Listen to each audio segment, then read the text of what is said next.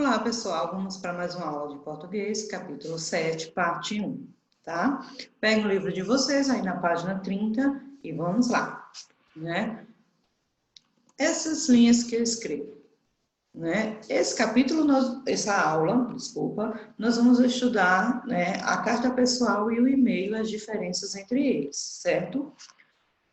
Então, eu trouxe aqui para vocês algumas imagens de meios de comunicação, né? Então, há várias maneiras de se comunicar com as pessoas, né?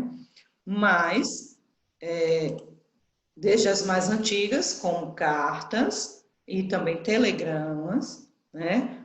Como as mais modernas, como os celulares e o computador, né? O telefone fixo, né? Ele não deixou de ser utilizado, mas não é usado com tanta frequência assim, como o celular, né? A gente vê mais o telefone fixo nos consultórios, supermercados, enfim, mas não significa que em casa não tenha. Tem, muita gente ainda tem o telefone em casa, mas não se utiliza tanto como o celular hoje, não é isso?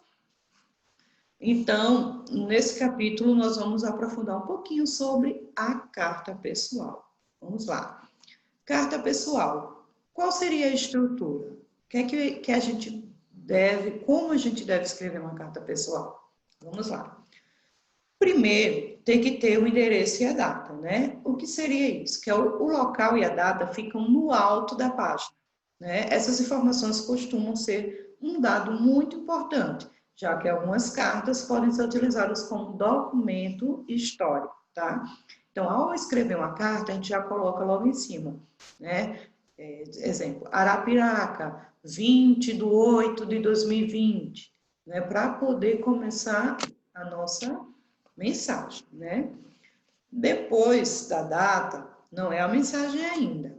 Tem a saudação ao destinatário. Quem é o destinatário? É a pessoa que vai receber essa carta, tá? A saudação é uma forma de tratar o destinatário, a pessoa que vai receber a carta. Utiliza-se apenas o nome da pessoa, né? Por exemplo, Emanuel, vírgula. Aí já começa a mensagem. Ou termos afetivos, como querido, caro, prezado, né? Que, quando vocês vão escrever um diário, por exemplo, diário é diferente de carta pessoal, mas a gente não coloca também uma saudação, que é querido diário, né? Assim, então, na carta também a gente utiliza uma saudação. Meu bem, meu amor, né? Isso se a pessoa tiver bastante intimidade com a pessoa que vai receber essa carta, tá? Por isso o nome carta pessoal. Né? E depois que coloca a saudação, vem logo uma vírgula e em seguida a mensagem. Mas a vírgula fica na parte de cima, junto com a saudação. A mensagem a gente começa já na linha de baixo, ok? Temos também a mensagem. Após a saudação, temos a mensagem tratando de um assunto de interesse de pessoas próximas ou conhecidas, tá? Lembrando que é uma carta pessoal. Então, a mensagem que eu vou escrever são para pessoas com quem eu tenho bastante intimidade, pessoas conhecidas, tá? E também, após a mensagem, nós temos a despedida e a assinatura. No final das cartas pessoais aparece uma forma de despedida, que pode ser um beijo, um abraço, até mais, até logo, né? Enfim. E abaixo dessa despedida vem a assinatura, que é o nome da pessoa que escreveu a carta, tá? Aí na página 31 eu trouxe para vocês aí a carta como exemplo, para a gente ver, ó, logo no início tem o nome da cidade, vírgula, e a data que foi escrita, né? Olha só a saudação, meus amores. Então a gente vê que a pessoa que escreveu tem bastante intimidade com a pessoa que vai receber, né? Com o destinatário, que é a pessoa que vai receber a carta. Então ele começa assim: está muito difícil este sacrifício, pois ficar longe de vocês não é fácil. Se não der em nada, será a maior decepção que se pode ter. Mas vamos torcer para que tudo dê certo. Ontem, depois que conversamos, Fiquei mais tranquilo, pois precisava ouvir sua voz. Porém, fiquei chateado logo que Gustavo falou comigo, pois é mais um sacrifício ter que ficar longe dos meninos. Mas como eles têm uma mãe excepcional, dá para suportar, pois sei que não lhes falta carinho. Espere-me no fim de semana, né? No final de semana que vem, pois irei aí de qualquer jeito. Então, quando a gente começa a ler essa carta, a gente vê que sim, que há bastante intimidade entre o remetente, que é a pessoa que escreve, para o destinatário, que é a pessoa que recebe, tá? Então, ele já começa aqui com meus amores, vem toda a mensagem, e aqui no final nós temos a despedida e a assinatura. E ele se despede com a frase, né? Um beijo, Moacir, né? Então, aqui está a estrutura de uma carta. Todas, não esqueçam, todas as assessoras escrevem uma carta, primeiramente o nome da cidade, e entre vírgula e o nome e a data que foi escrita, dia, mês e ano, né? Na linha de baixo, a saudação, nunca esqueça que após a saudação tem que ter a vírgula, porém não se continua na mesma linha, tá? Começa a mensagem logo abaixo. Ao final da mensagem, nós temos a despedida e abaixo a assinatura, ok? Vamos agora para o e-mail. Coloquem aí o livro de vocês na página 35, né? Para a gente entender um pouquinho a estrutura do e-mail. Outra forma de se comunicar é utilizando o e-mail ou correio eletrônico, né?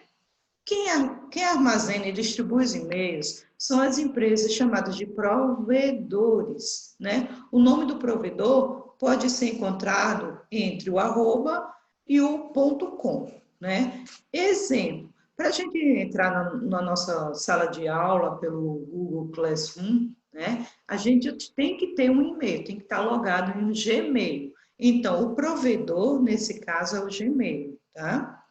O nome do nosso provedor é o Gmail, que fica entre o arroba e o .com, né? Então, aqui, diferente da carta, não é logo o nome da cidade e a data que se coloca, né? É o e-mail, o endereço de e-mail, né? O endereço de e-mail da pessoa que está enviando, né? E em seguida já coloca o nome para quem você vai enviar, né? Que é aqui nesse caso é para Cláudia e Luana, né? Mas ao começar a digitar a mensagem de e-mail, temos também uma saudação. Oi, meninas, para poder vir a mensagem. E no final também temos aqui a despedida e a assinatura.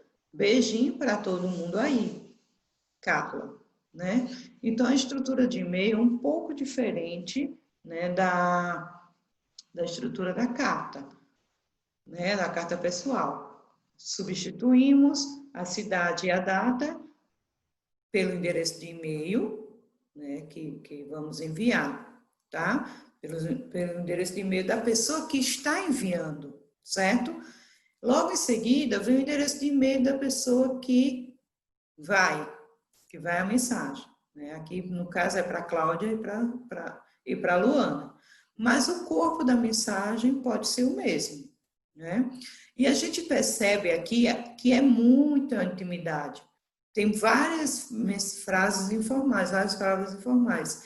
Exemplo, muito caras. Olha como ela se refere às passagens de avião.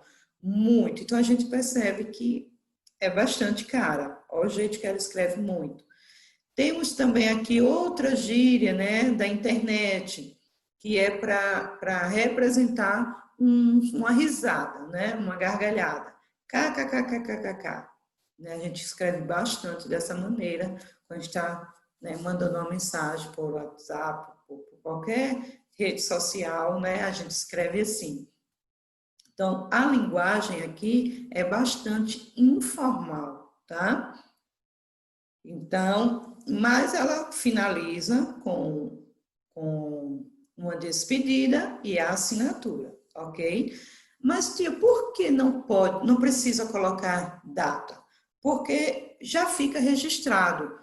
O correio eletrônico, ele já faz isso automaticamente. Ao enviarmos um e-mail para alguém, já fica registrado a data, tá? Então, a pessoa que recebe, já na página de entrada, ela já vê a data que foi enviado aquele e-mail para ela, ok? Mas e aí, quais as diferenças? Qual é a diferença entre carta pessoal e e-mail? Vamos lá? A carta pessoal, gente, é uma forma de comunicação geralmente usada entre familiares e amigos, que costuma abordar vários assuntos de interesse privado, particular, tá?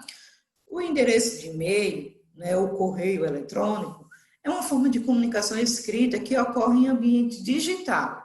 O e-mail é usado para abordar assuntos de interesse particular entre familiares e amigos e também para tratar de temas públicos de interesse de empresas, escolas e outras instituições, que é o que a gente está mais utilizando agora nesse momento, né? Que é o endereço de e-mail, onde a gente precisa estar logado no nosso e-mail para poder responder algumas atividades do Google Sala de Aula, né?